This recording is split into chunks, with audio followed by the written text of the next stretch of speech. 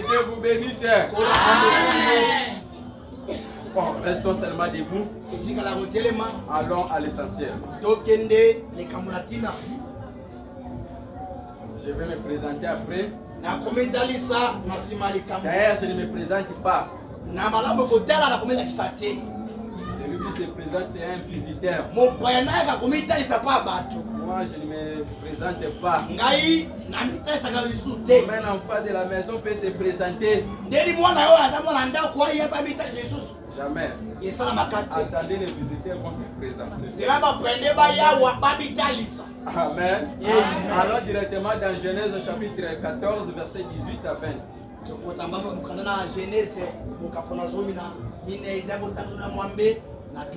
Est-ce que vous êtes là? Amen. Je prends le verset 17.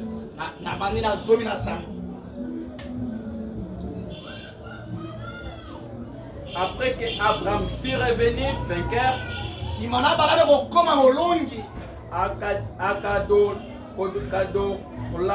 Omer et des rois qui étaient avec lui, les rois de Sodome sortit à sa rencontre dans la vallée de Chavé. Qui est la vallée du roi. Verset 18. Melchisedec, roi de Salem, fit apporter du pain et du vin. Il était sacrificateur du Dieu très haut. Verset 19. Il bénit Abraham. Il avait béni. Amen. Amen. Qui veut être béni ce soir? Je ne suis pas venu prier pour les malades. Si tu es malade, tu reçois déjà la guérison dans ma présence ici. Mais je suis venu bénir financièrement. Comme Dieu a béni Abraham, ce soir je te bénis. Je dis, reçois déjà la bénédiction. Pas tant pis, mais je crois que le fils d'Abraham est ici. Béni soit, il bénit Abraham et dit, béni soit Abraham par le Dieu très haut, qui a livré des ennemis entre tes mains. Et Abraham de retour lui donna la dîme de tout.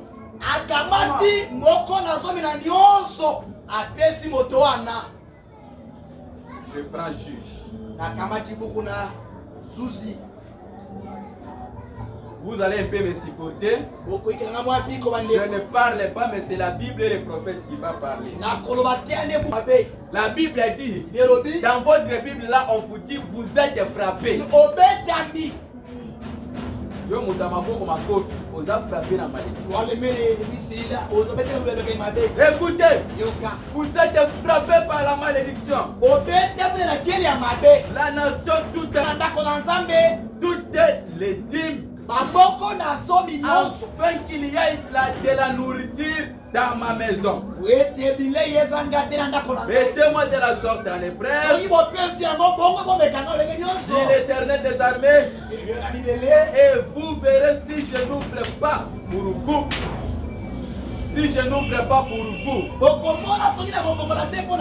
les écluses des cieux, et si je ne répare pas sur vous la bénédiction en abondance.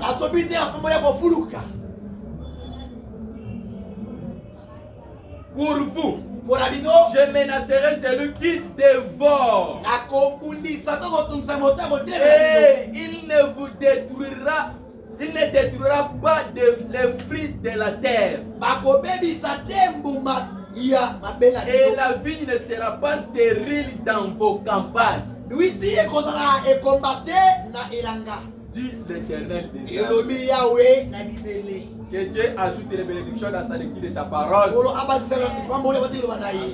Vous pouvez vous asseoir. Souvent quand on lit la Bible, même les enfants se lèvent debout, s'il vous plaît. J'ai vu une sœur là-bas assise. On devrait honorer notre drapeau national. En tout cas, j'ai été convaincu que je viens de vous parler ce soir un serment très important. Ce n'est pas une évangélisation que je fais. Non, aujourd'hui je ne suis pas venu tant qu'un évangéliste. Aujourd'hui je suis venu avec l'onction des bénédictions financières. Si tu crois, tu reçois cela. Même pendant que tu es assis, si tu dis Amen, l'argent va te localiser. Si on vous avait prêché que le prédicateur du message ne prêche pas sur l'argent, c'est le mensonge. Moi je dis que c'est le mensonge.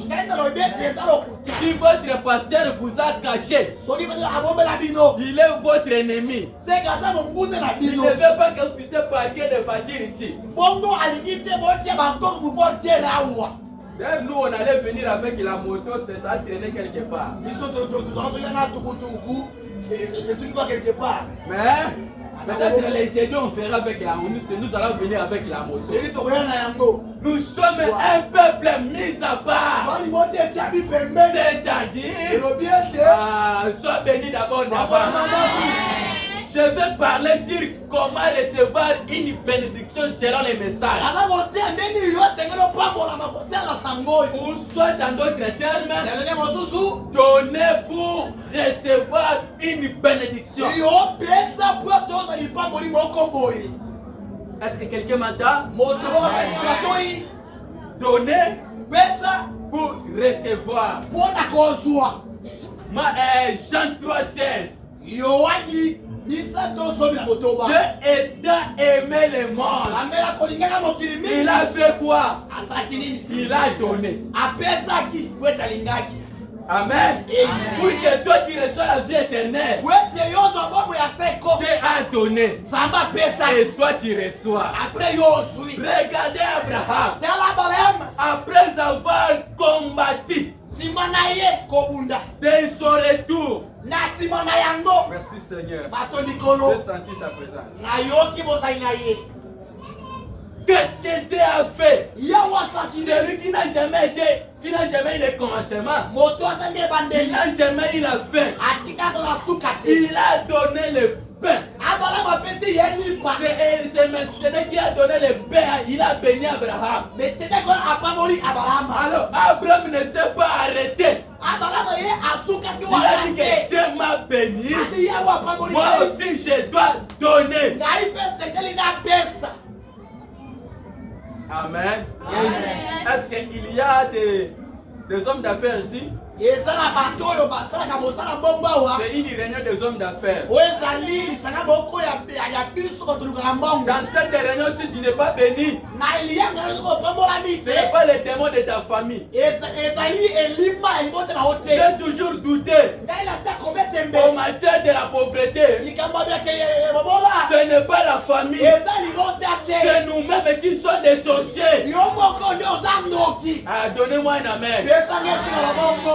C'est nous-mêmes. Nous sommes des sorciers de nos propres vies. Pasteur, ce que tu dis, c'est la vérité. Oui, monsieur. Malachie 3 dit que vous êtes frappé par la malédiction. Quelqu'un qui est maudit par Dieu, il ne peut pas avancer. Si tu es maudit par Dieu, il n'y a pas les avancements. Répands-toi. Reviens à Dieu. Mes frères et sœurs, aujourd'hui les pasteurs sont tourmentés. Les pasteurs gênent.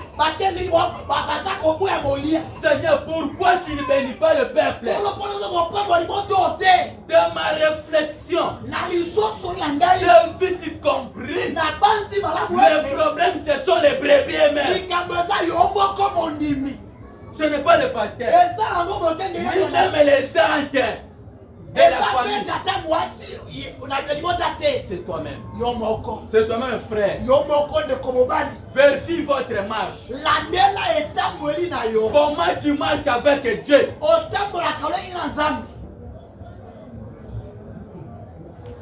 Est-ce que vous êtes là? Quand j'ai prêché cet sermon dans mon église, j'ai prié, Seigneur, qu'est-ce qu'il y a? Mais vas-y, dis-moi pas le pasteur, tu bloques l'église. Mais comment je vais bloquer mon église? Je n'ai pas de copie. Je n'ai pas je ne bois pas. Je ne fume pas. D'ailleurs, je suis nouveau marié. Le mariage est tellement secret. Amen. Donc ma femme, il est encore naturel. Mais comment je vais bloquer l'église? Dieu descend. Il me dit, dis aux enfants de Dieu la vérité. Pour ce qui concerne leur vie financière, ils doivent ouvrir leurs mains. Je suis venu avec et mes enfants sont ici.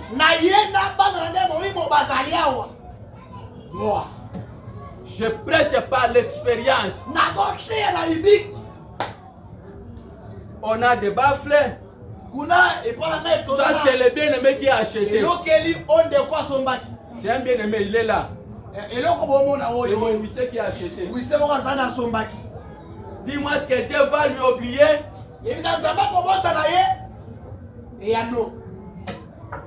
Amen. Amen. Mais moi, je ne parle pas beaucoup. Je vais maintenant parler avec le prophète. Pasteur, est-ce que c'est Branham a parlé des choses financières? Oui, monsieur. Branham a parlé sur ce que je vous parle. Les secrets de bénédiction. C'est le fait de donner. Quelqu'un qui ne partage pas, il n'avance pas. La Bible dit, la main qui donne, c'est celle qui reçoit. Mon frère, ma soeur, écoutez-moi. Laissez d'imaginer les sorciers. Non, enlevez cette imagination. L'affaire est toi-même avec Dieu.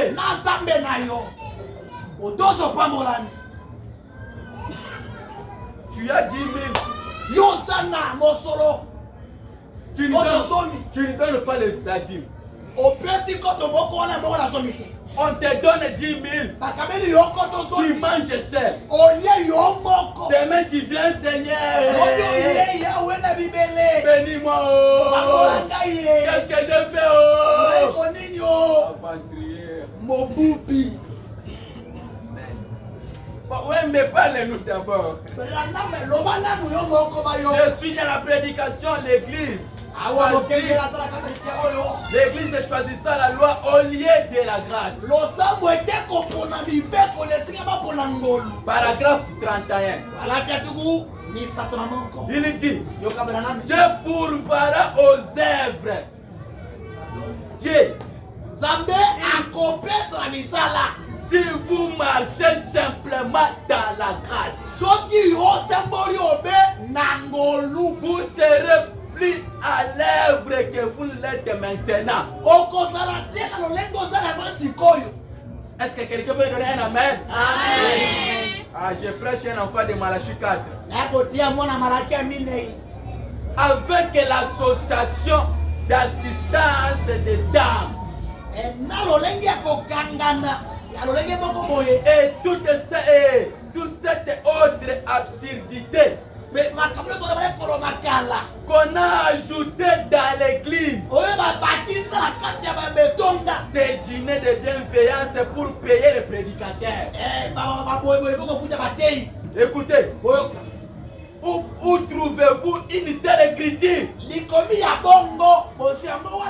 C'est avec les dîmes que les prédicateurs est payé.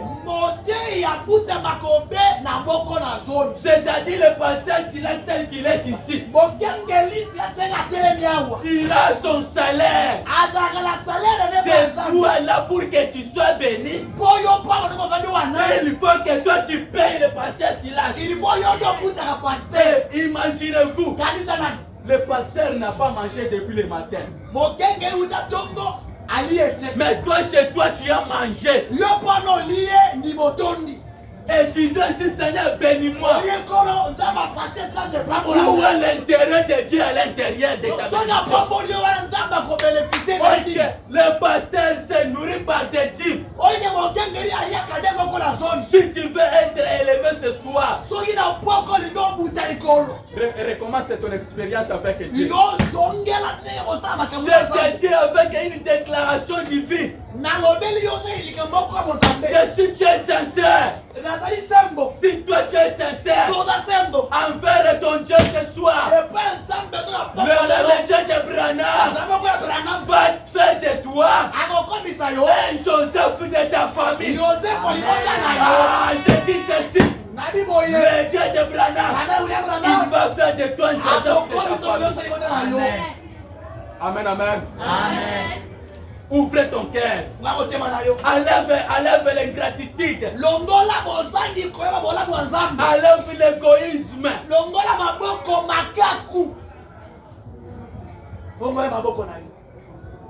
Papa le pasteur.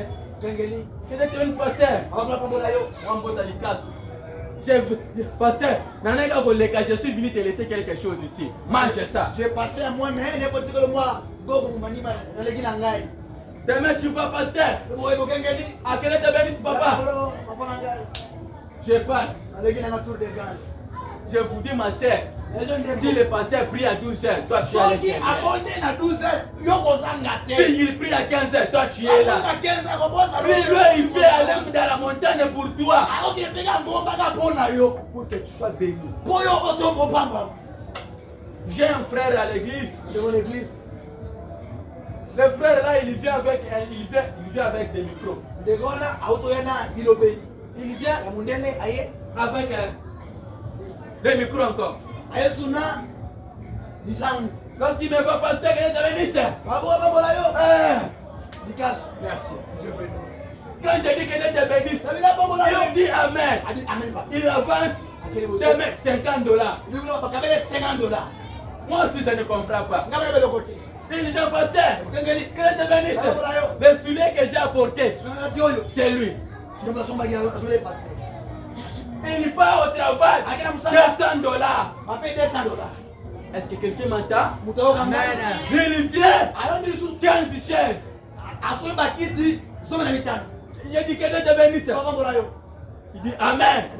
L'affaire de 5 millions lui arrive. Des dollars américains.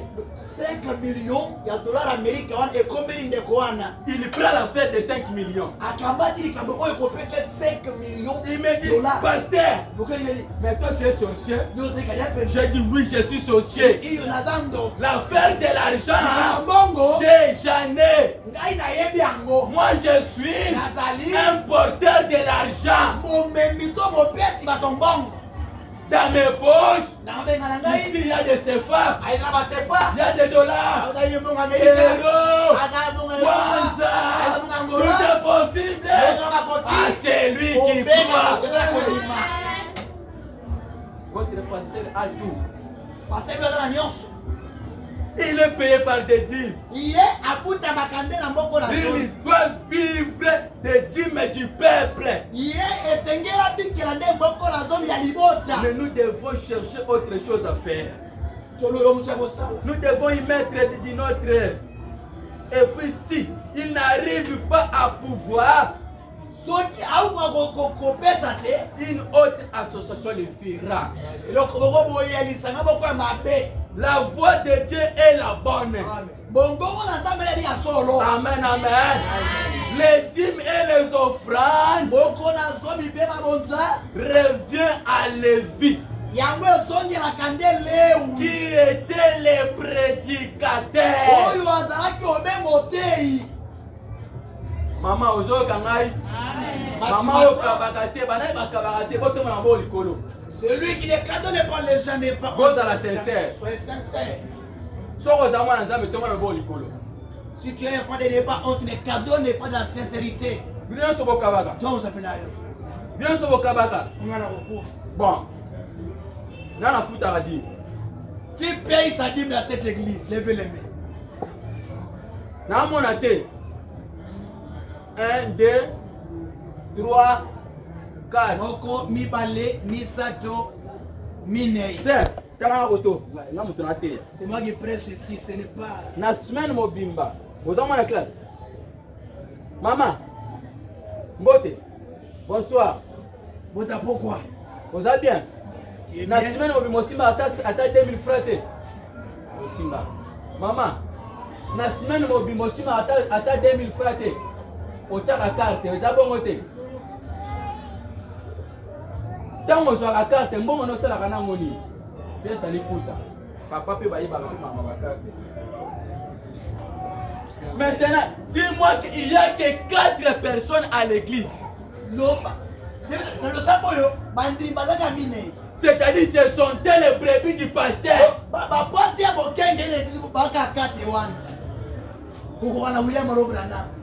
Ce sont eux. Maintenant, comment Dieu va bénir cette église? Oh Dieu, vous êtes les peuples qui sont bénis. C'est pourquoi vous-même vous mettez des barrières vous-même. À tout moment, l'ange descend pour vous bénir. Mais c'est vous-même qui bloquez vos bénédictions. Maman, écoutez-moi. Il n'y a pas un secret qui dépasse le fait de donner.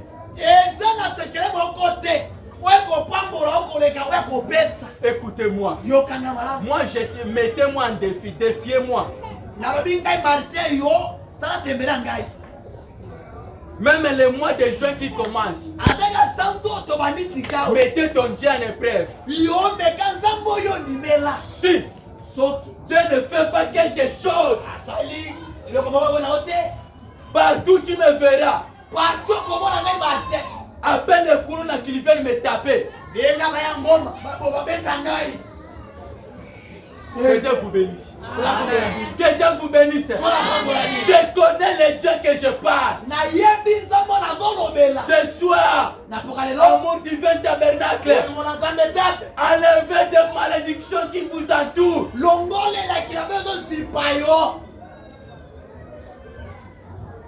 Comment? Dans le message, on ne peut pas prêcher comme ça. Dans la bouche, dans la capitale, jamais. Où est le Dieu de John Charit? Où est le Dieu de Bank Soud? Où est le Dieu de Dr Samader? Oh maman, on a un véritable Dieu. Je te défie ce soir. Et si toi tu ne bénis pas, si toi tu n'es pas béni, sors de cette église. Maman, moi je me suis marié mystérieusement. Je suis un témoin oculaire de bénédiction. J'ai goûté la bénédiction de ce message. Écoutez, on a touché plus de 2 millions avec ma femme dans l'espace de 1 mois et demi. Moi je ne travaille pas, votre pasteur connaît. Si vous venez chaque chaque jour, mes frères sont ici. Je suis à l'église. Mais demande-moi où est-ce que moi j'ai trouvé cet argent. Il y a un Dieu dans ce message. Hey! Dieu a suscité une personne pour me prendre moi matin une salle de fête. À ma tête. La fête du mariage a été honorée. Dongosa. Moi là dans la voiture, pilon. Papa, on a la parole. On a la parole. La parole qui peut te bénir ce soir. C'est toi qui es incrédule. Oh, le message de Branham ne bénit pas. C'est toi qui es un mensonge. Dans ce message, il y a tout. Tout. La guérison d'ailleurs, ce sont... Moi, je ne compte plus dans les guérisons divines là. Moi, je vois ça comme si ce sont des petites choses de maternelle. Au nom de Jésus, la guérison maladie sort. Toi, les petits démons, sort. Mais pas les finances. Pas les finances. C'est l'argent qui a fait Abraham 7 tours du monde. L'avion, c'était l'argent. Mbongo, Misolo. Ça m'a pas mon avis. Homme d'affaires église haute. Qui veut devenir homme d'affaires cette église?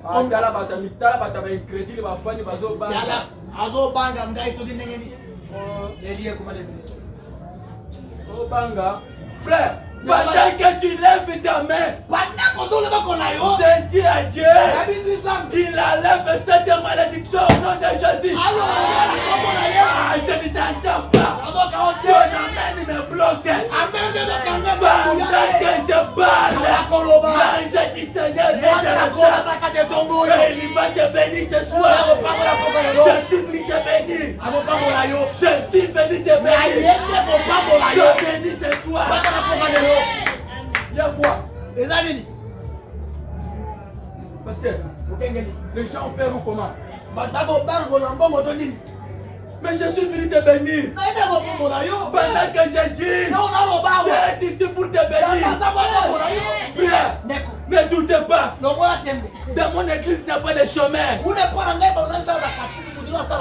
Même si vous venez à côté des frères, ils ne sont pas. Il n'y a pas de frères. Il vient, il prend le travail, il part. Papa, est-ce que je mens? Non. Est-ce que ton ma frère est belé? Un frère David. Ils sont ailleurs, ils sont à la course. Pourquoi? On a un véritable Dieu. Le Dieu qui bénit, il est ici. Écoutez, je suis dans la prédication. La postérité d'Abraham. Paragraphe 46. Aussitôt que la bataille fut terminée, qu'a-t-il apporté? Lui, Abraham avait apporté quoi? Le pain et le mais c'était apporté le pain et le vin. La communion. Amen. Ils ont pris la communion avec la bataille. Après que la bataille fut terminée, combattons maintenant. Alléluia. Combattons maintenant. Ramenons les frères perdus. L'évangile peut marcher qu'avec l'argent. Moi je prêche aujourd'hui que l'argent. Pendant que je parle. Alléluia. Le Tout-Puissant est ici. Il accompagne que la parole. Oui, Jésus a dit, j'en boirai du nouveau avec le fruit de l'homme. De mon Père. Quand la bataille sera terminée. Amen. Melchisedec est sorti à la rencontre d'Abraham. Et il lui a donné la communion. Et certains d'entre vous-même, je désire que vous remarquez aussi quelque chose ici en rapport avec le paiement de la dîme.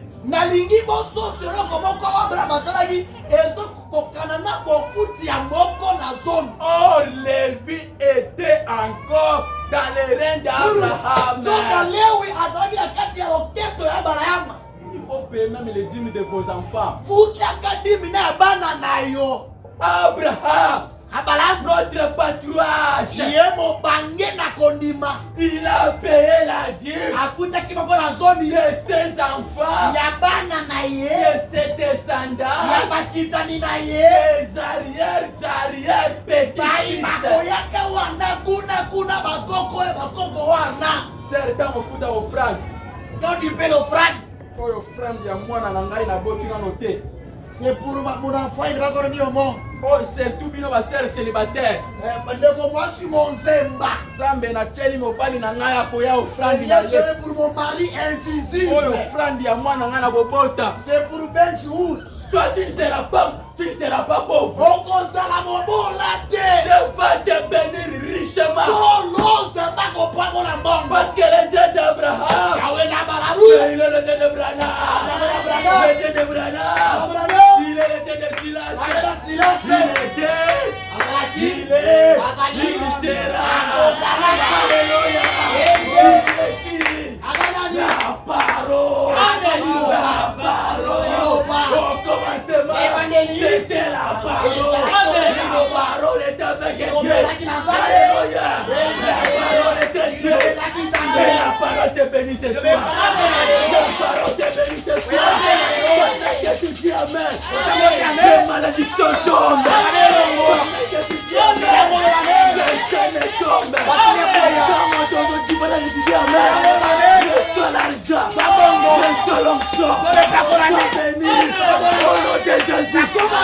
Le crème est ici. Alléluia. L'arc-en-ciel a cette couleur. Les généraux sont que toi. Alléluia. Il est la parole. Il est venu pour te bénir. Alléluia. Pendant que je parle, je le vis au coin. Je n'ai dosé paix. Que je parle de toi. Ça me fait la joie. Quand il descend, je me sens religieux. Alléluia. Soyez bénis. Je m'as dit, Martin, cette année 2026, je t'ai donné l'onction de bénir mes enfants. Partout tu seras, bénis mes enfants. Même si dans votre famille, il n'y a pas de réel droit. Mais c'est toi. Ce soir, Dieu a dit, je restaurerai, je remplacerai tout ce qu'on dévorait. Alléluia. Nous sommes au temps de la restauration. Pendant que je parle, je restaure. Tout ce que tu as perdu. L'argent, l'étoile, l'élévation. Reçois cela. C'est le moment. Le monde est soupir. Nous ne pouvons pas soupir. C'est le moment. C'est la manifestation du Fils de Dieu. La Bible dit, je mettrai la différence. C'est-à-dire, toi, tu dois vivre la différence. Toi, tu dois vivre la différence. Merci Seigneur. Pendant que je parle, je vis une personne entrer ici. Une personne vous sert un don très excellent. Je vais le faire quitter ailleurs. Awuta libanda. Il viendra ici. Akoyawa. Retenez la date d'aujourd'hui. Okanga date ya lelo. Peut-être cette année ne finira pas. Tamusumbule kosilate. Alléluia. Amen. Je connais ce que je parle. Na yebi ona zoroba. Oui. Iyo. Abraham a payé la dîme Atiaki no kuna zoni. à la rencontre de Melchisedec. Yanga kuta ina nsambi na nzoto. Abraham a dit, la postérité d'Abraham. Aletia oyo mokitela balama. Paragraphe 47. Okumi na Écoutez ceci. Yokaboye. Alléluia. Amen. C'est ce que l'Amérique a fait aujourd'hui. Yango Amerika esali lelo. Considéré il y a très longtemps. Totala eumeli mwapingi penza te. La jeune fille délirée de l'époque. Elenge mwasi moko ayebakila tango wana. Alléluia. Amen. Aujourd'hui, sa fille est une danseuse dans des musiques. Lelo mwana ya mwasi azali mobili moko na kati ya bamasano. Auparavant, des filles étaient des filles de l'éducation. Na kalambana kibasi moko ya basambe. Mais aujourd'hui, ce n'est plus le cas. Lobongo te. Que sera la fille de celui-ci? Sikoyo mwana pe ya mwana mwasi ngo ya ndumba akozala nani? Toi, celui qui ne fait pas prier pour tes enfants. Veillez à ce que vous faites, cela aura des effets. Veillez à ce que vous faites. Vous devrez s'aimer pour vos enfants. Ce que toi tu subis aujourd'hui, ce sont tes arrière-grands-pères et grands-mères ont commis des erreurs. Ils ont servi de Dieu soleil. Ils ont servi de statues. Alléluia. C'est pourquoi les malédictions tombent sur toi aujourd'hui. Regardez la vie de votre papa. Regardez la vie de votre maman. C'est ce que vous êtes aujourd'hui. Mais que tes enfants ne soient pas comme toi. Que je coupe les liens de tes enfants ce soir. Alléluia. Je coupe les liens de vos parents. Que celui qui a la malédiction des parents. Toi, celui qui a cette malédiction, je le coupe maintenant. Ouvre tes mains. Ouvre ton cœur. Ce que tes parents ont vécu, que toi tu ne puisses pas vivre. Que Dieu change ta condition de vie. Que Dieu change ta condition. Alléluia. Alléluia. Soyez bénis. Semez pour vos enfants. Faites cela. Parce que ce que vous faites aujourd'hui, cela aura des effets demain. Cela aura des répercussions sur votre descendance. Abraham avait la révélation. Il a vu de loin. Il a payé la dîme de ses entrailles. De peur que ses enfants ne puissent pas devenir pauvres. Aujourd'hui, regardez Ismaël. Les musulmans sont riches. Alléluia. Les juifs sont riches. Pourquoi? Abraham a payé. Toi, peut-être tes parents ont sacrifié le sang. Les arrière-grands-pères ont sacrifié le sang. C'est pourquoi tu entres au travail, on t'engage pas. Tu rêves que tu es au village. Tu rêves qu'on te coupe les champs. Tu rêves qu'on te fuit. Oh Jésus. Ce sont les choses que les arrière-grands-pères ont commis. Alléluia. Mais je suis venu te réveiller ce soir. Le Dieu de Branham, il est venu te lever dans les liens de famille. Je l'ai toujours appelé Antilouba. Bandangila. C'est-à-dire celui qui fait les chemins, là où les pensées des humains se sont limitées, là où on a dit non, le Dieu de Branham est capable, même maintenant, de dire oui. Dans ta vie, alléluia, alléluia, le Dieu de Branham est capable de te faire la tête et non la tête. Alors il est écrit, vous serez la tête et non la tête. C'est que des coqs ont fait. Si tu crois ce soir, j'enlève cela. J'enlève cela. J'enlève cela. J'enlève cela. Je pars dans la magie mystère de Branham. Là-bas, je connais. Il y avait une sœur du temps de frère Branham, un prédicateur est venu comme Jésus.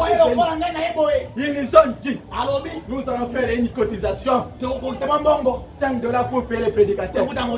La sœur a accepté. Il n'avait rien. Il n'avait que 50 cents. Il a prié à Dieu de Branham. Seigneur, je n'ai pas l'argent de payer. Je n'ai pas l'argent de payer. Il a pris ses 50 cents. Il a déposé quelque part. Frère Branham me dit, si vous êtes sincère dans votre prière, Dieu peut changer. Votre même maison que vous êtes, c'est un banque de l'argent. Mais que vous ne connaissez pas. Cette sœur-là fait quoi? Il se réveille le matin, il va dans la place de 50 cents. Il va $5. Dieu a dit, frère Branham me dit, la sœur a couru directement vers moi. Dit que frère Branham, regarde ce qui m'est arrivé. Branham me dit que tu avais la foi. Et c'est même le Dieu de cette sœur-là, c'est ton Dieu ce soir. Il est le même hier, aujourd'hui, et éternellement. Là où les pensées des humains se sont limitées, c'est là où les pensées de Dieu a commencé. Alléluia. Il est ici. Pour faire quoi? Pour te bénir. Ah, bien-aimé. Coco. Je fais que 45 minutes. Ah, comme si vous ne voulez pas être béni. Bon, papa Wissier, accorde-moi 15 minutes de pardon. Wissier n'a 15 minutes. Que j'ai béni même une personne ici ce soir. Amen, amen. Bon, je saute et je prends ceci. Ah Seigneur, comment je peux sauter beaucoup de choses comme ça? Écoutez, je suis dans la prédication. Le chef d'œuvre. Attendez une minute. La Bible dit dans Hébreux chapitre 7 que Lévi qui revenait de Dieu et qui recevrait de Dieu avait payé la dîme. Car, excusez-moi, car il était dans le règne d'Abraham. Son arrière-grand-père. Alléluia. Lorsque ce dernier racontera Melchisedec, et cela lui a été imputé. Lorsque son arrière-grand-petit-fils était dans ses reins, quand Abraham paya la dîme à Melchisedec, Dieu a permis que cela arrive. Amen, amen. Amen, amen. Comment vous m'avez donné ce papier? Je dois quand même synthétiser certaines choses. Ce matin, avant que je sois en prédication, le nouveau ministère de William Branham. Ce matin, avant de me lever, j'ai parlé à ma femme. Je lui ai dit, chérie, il ne me semble pas possible que je sois si âgé. J'ai dit, on dirait que les années se sont écoulées très vite. Mais je dis, je suis né dans ce monde dans un but. Et je crois que pour servir le Seigneur, et c'est ça le désir de mon cœur. C'est ce que je vous demanderai, amour divin tabernacle. C'est de prier pour le pasteur Silas. Branham et l'église ont prié pour lui. Mais Branham ici n'est pas ici. C'est le pasteur Silas. De prier pour lui. Ce soir, avant de vous coucher, pour que Dieu lui garde humblement de cœur, qu'il lui vienne en aide, et qu'il le bénisse, Est-ce que les enfants du pasteur Silas, vous êtes là? Amen. Qu'il les bénisse. De sorte qu'il soit une bénédiction pour vous. Ce n'est pas moi. C'est William Branham. Alléluia. Qu'il soit une bénédiction pour vous. Écoutez maintenant. J'aime cette partie. J'ai trouvé que la plus grande bénédiction dans la vie, c'est le fait de donner quelque chose. Amen. Amen. Là, c'est William Branham. Il n'y a pas une grande bénédiction qui dépasse le fait de donner.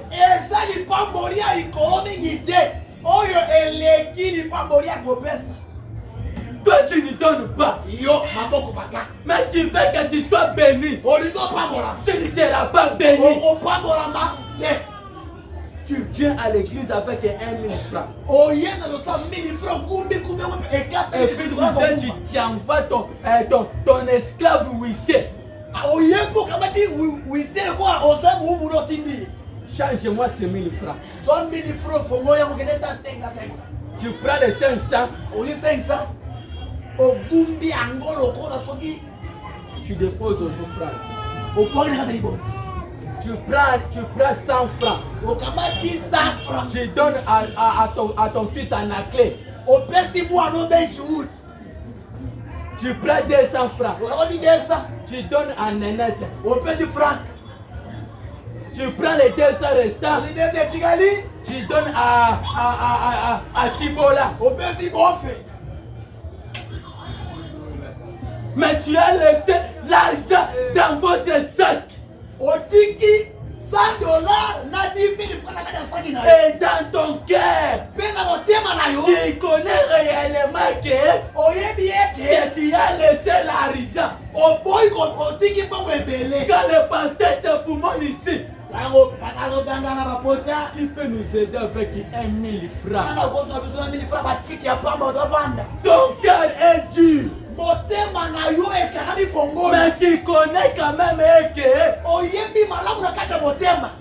tu as laissé l'argent. Maman, Dieu vous voit. Sachez ceci, ce que vous faites aujourd'hui, ça va te rencontrer demain. Même tes enfants, ils vont raconter ça. L'homme mentionne c'est ce qu'il aura semé. Si vous semez l'égoïsme, vous allez récolter l'égoïsme. Ça va risquer le jour de ta mort. Comment t'enterrer? Maman, yo. l'argent là que tu gardes. Mbongo yo bomba kana libulu wana frère. Tu ne partirais même pas construire une maison en espace. Okokele kotonga ndako na paradis te pour aller tokende lolo. À quoi vous sert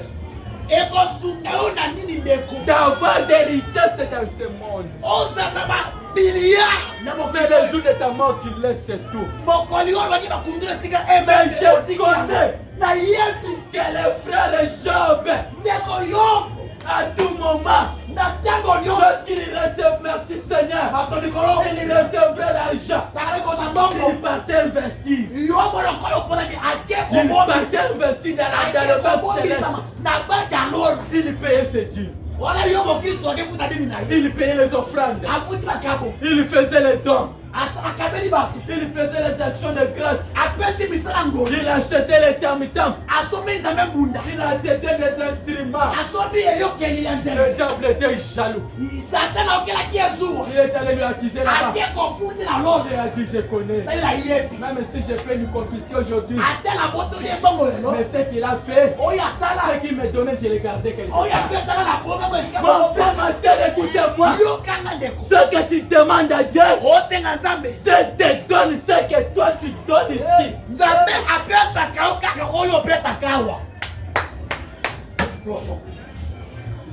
Si tu donnes 500, il garde ton 500. C'est ce que toi tu as donné. Mais pourquoi moi je reçois que des 3000? Seigneur, n'a que copie 2000, n'a que 1000 francs. Tu mets des 200 ici. Au final, tu reçois 5000 parce que tu mets ici 500. L'homme mentionne ce qu'il sème. Tout se paye ici-bas.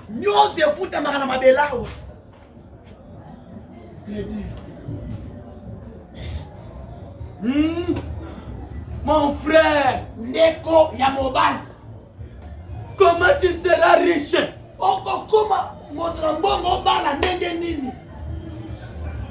Je dis à frapper Job. Si vous lisez la Bible, la Bible dit Dieu a remis à Job les choses deux fois. Yahweh, quand vous donnez 1000 francs, il multiplie cela. Quand vous donnez 100 francs, il multiplie ton 100 francs. Mais frère Branham m'a dit, il n'y a pas une plus grande bénédiction si ce n'est pas le fait de donner. Hein? C'est le fait de donner quelque chose, pas de recevoir. Toi tu es là, tu ne donnes pas. Même l'allumette, tu ne donnes pas à la maison. Même chez toi, tu ne partages pas. À la maison, même les foufous que après 2 jours, au Komoka foufou est solo.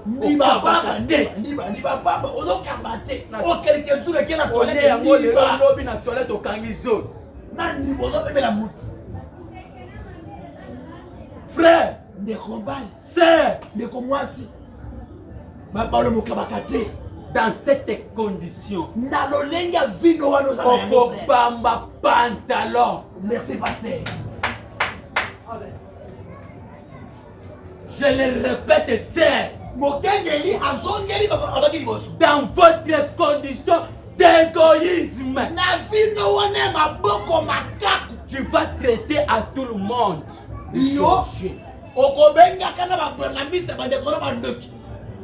Non, frère Wana.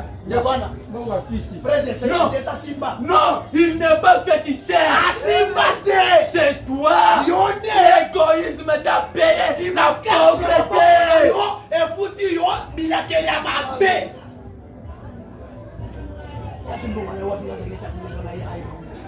Mon frère,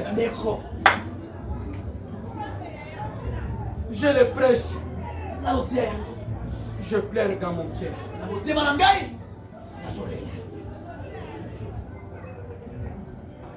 Cette chaise, c'est peut-être à 16 500. Quand vous êtes 17 000. 17 000. Qui ne reçoit pas 15 000 francs dans un mois ici. Dans un mois, na simba 15 000 francs. Vous économisez l'argent pour de bonnes années.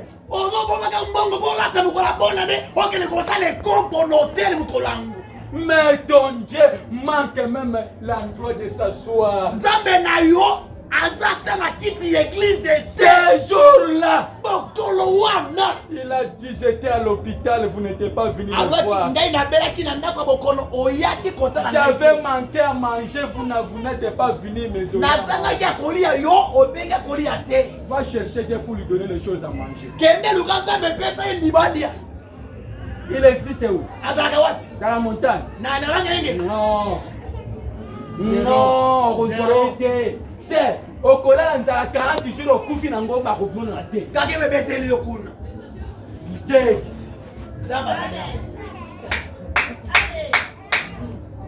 À ça, il y a un semaine à l'embo. Il y a Yomoko par la révélation. Papa, est-ce que a 5 ans loko? Yewol, Nazaku te surpris les lots. J'étais surpris. Na mon appuisant au papa à l'église. Papa, c'est pour l'église. Il y a moi qui a l'église exacte. Na révélation qui a sauvé pour l'église. Na sengi était où? Mes sont là. Maman, là, on a bouti quoi?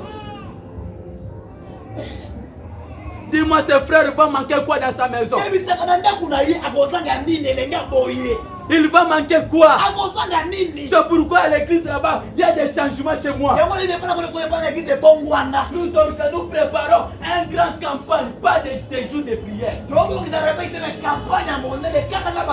Donc je vais inviter des grands hommes et des dieux. Pensez-vous que moi j'ai touché? Hein? On a 24 chaises de notre propre église. On a combien de micros chargés de médias, il est là. Chargé de médias. Ouais, Filmaka va afficher tout c'est lui. Micro combien? 4. Micro examiné. Non, 6. On a 6 micros. Ma micro est à Motoba. On a 6 micros. On a 2 baffes. Mais on a commencé après vous. Je n'avais pas divisé l'église d'autrui. Je n'ai pas divisé. Ce sont les gens qui sont venus comme vous êtes venus comme ça. Je n'ai pas aussi des gens qui travaillent dans des cabinets de ministres. Non, ils sont des débrouillards. Mon frère, c'est un chauffeur de moto. Il y a des autres qui vendent des ngaï, des mikatel et tout. Sa maman vend le foufou. Frère, on te paye combien? Soit 30 000 à la fin du mois. Mais les 30 000, il y a quand même un ensemble.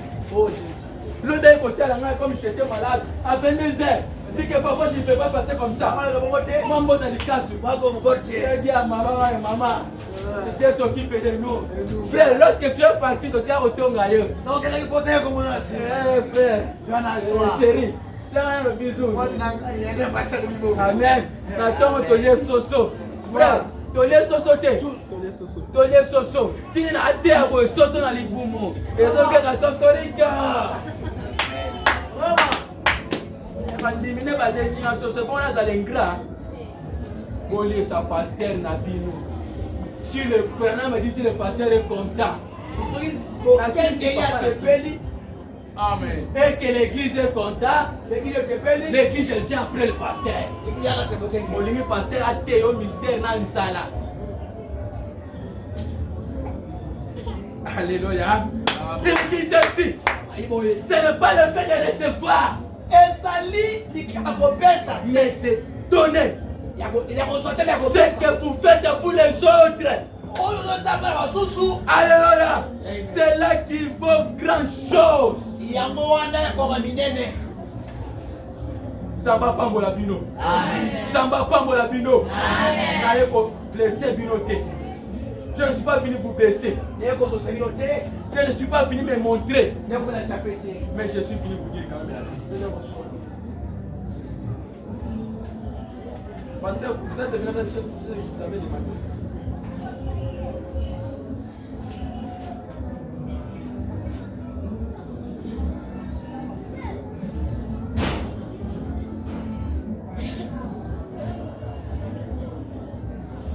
Que Dieu vous bénisse, frère, reviens. Frère, frère, ils sont là, frère, ils sont là. Vous retournez ici. Le nom de frère, où il sait que. Attends, maman, bon, on est qui ça va pas. Je ne suis pas venu demander l'argent. Je suis venu te montrer le secret de l'argent. Mais je vais prier pour les hommes d'affaires.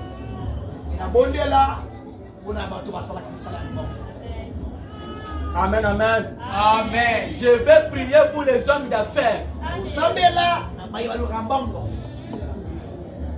Qui veut être riche ici?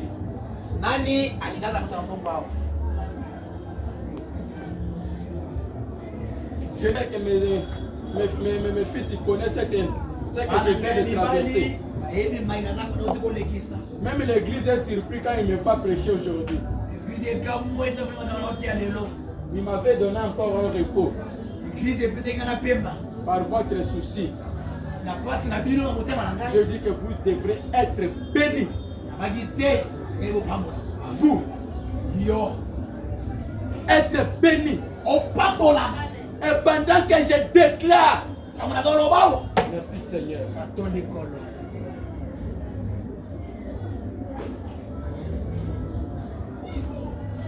Je vais continuer avec ça le jeudi. Si le pasteur le permet.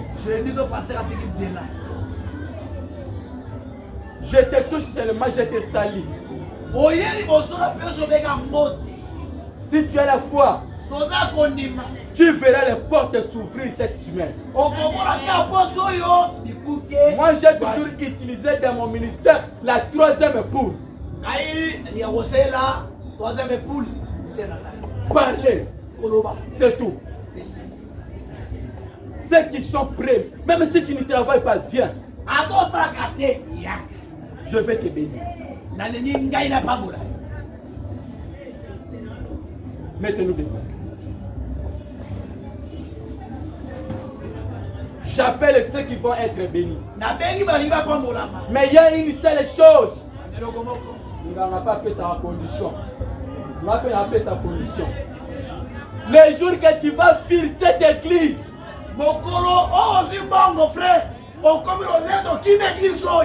seulement le premier jour que tu fuiras cette église, cet argent va revenir vite et tu vas aller pauvre. C'est comme ça avec moi. Je ne dorlote pas. Je connais ce que je suis. Viens recevoir.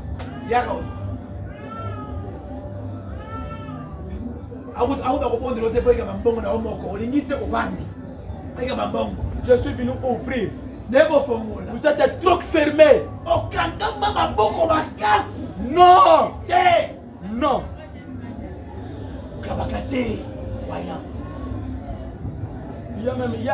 Je ne sais pas bon. Ça ne sert à rien de donner des témoignages. Parce que tu as fait beaucoup de choses financièrement. Chez nous. Approchez. Seigneur, je bénis ta fille. Au nom de Jésus. Que toutes les barrières tombent. Amen. Seigneur, je bénis ta fille. Au nom de Jésus. Que toutes les barrières tombent. Amen. Seigneur, je bénis ta fille. Au nom de Jésus. Que toutes les barrières tombent.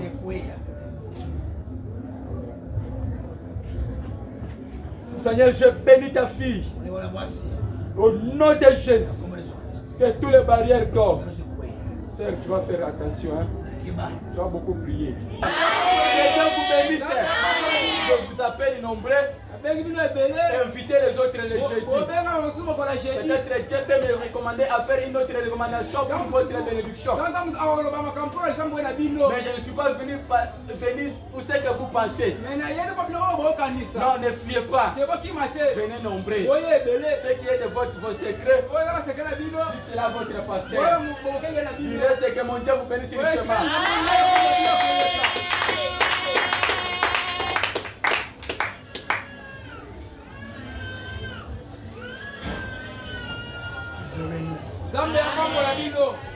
Dieu bénisse. Nzambe apambola yo. Dieu bénisse. Nzambe apambola yo. Amour divin, que Dieu te bénisse. Mwani wa Nzambe apambola yo. Amour divin, que Dieu te bénisse. Il est si fort. Il est ressuscité. Il est si fort. Il est ressuscité. Qui est cet homme? Jésus. Qui est cet homme? Jésus. Acclamez le roi. Mettez-vous debout. Pourquoi cette prédication? Dieu fait que nous soyons bénis. Pas seulement toi, même moi aussi. Même lui-même le pasteur doit être béni. Toi, quoi dans les prophéties? On a dans la prophétie. Nous sommes dans les messages de Frère Branham. Et bien vous êtes là. Le premier jour de ton message, c'est toi-même. C'est toi-même le confirmé. Comme nous sommes ici, je crois le même Dieu qui vient d'utiliser le pasteur Martin. Il va me dire quelqu'un ce soir. Ce soir, moi je crois, quelqu'un sera béni. Quelqu'un sera béni. Frère, c'est que la parole dit. Les liens de votre famille est là. Mais pas plus grand que le message. C'est pas plus grand que la parole. Un beau cantique. Et pendant qu'on chante, toi tu pries. Et c'est que les chanteurs qui vont chanter. Mais toi tu pries pour ta propre vie. Du Seigneur, l'esprit qui me fait de ne pas payer la dîme, c'est l'ennemi de ma vie. Le démon qui me fait de ne pas payer l'offrande, de ne pas donner l'argent à une femme, mais pas payer l'offrande, c'est l'esprit de l'antichrist.